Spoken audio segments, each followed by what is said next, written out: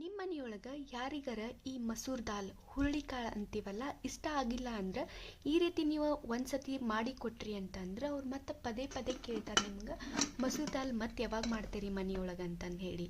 So ಇದನ್ನು ಹೆಂಗೆ ಮಾಡ್ಬೇಕು ಅಂತಂದು ಹೇಳಿ ನಾನು ಈ ವಿಡಿಯೋ ಒಳಗೆ ನಿಮ್ಮೆಲ್ಲರ ಜೊತೆ ಶೇರ್ ಮಾಡ್ತೀನಿ.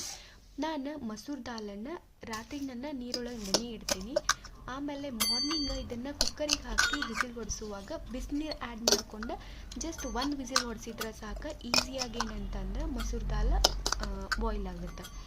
ಆಮೇಲೆ ಈ ಕಡೆ ನಾನು ಒಗ್ಗರ್ನಿಗೆ ಏನೇನು ಬೇಕಲ್ಲ ಅದನ್ನೆಲ್ಲ ನಾನು ಕಟ್ ಮಾಡಿ ಇಟ್ಕೊತೀನಿ. ಲೈಕ್ ಟೊಮೆಟೊ, ಈರುಳ್ಳಿ ಮತ್ತು ಬೆಳ್ಳುಳ್ಳಿ, ಆಮೇಲೆ ಕರಿಬೇವು, ಕೊತ್ತಂಬರಿ ನನಗೆ ಇಷ್ಟ ಆಗಂಗಿಲ್ಲ, ನೀವು ಬೇಕಿದ್ರೆ ಹಾಕೋಬೋದು.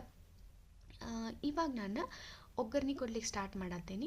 ಸೊ ಫಸ್ಟ್ ಒಂದು ಬೋಗಾನಿ ಒಳಗೆ ಆಯಿಲ್ ಹಾಕ್ಕೊತೀನಿ. ಅದಕ್ಕೆ ಜೀರಿಗೆ ಮತ್ತು ಸಾಸಿವೆನ ಆ್ಯಡ್ ಮಾಡ್ಕೊಂಡು ಮೇಲೆ ಏನು ಮಾಡ್ತೀನಿ ಅಂತಂದ್ರೆ ಕರಿಬೇವು ಹಾಕ್ಕೊತೀನಿ.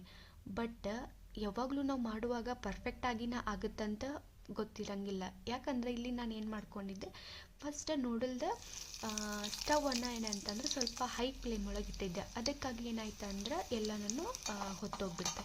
ಸೊ ಹಾಗಾಗಿ ಏನಂತಂದ್ರೆ ಇವಾಗ ಹೊತ್ತಿರೋದನ್ನು ಅದರೊಳಗೆ ಮಾಡಿದ್ವಿ ಅಂತಂದ್ರೆ ಒಂಥರ ಕಮರ್ ಸ್ಮೆಲ್ ಬರುತ್ತೆ, ಅದು ತಿನ್ನೋಕ್ಕಾಗಂಗಿಲ್ಲ.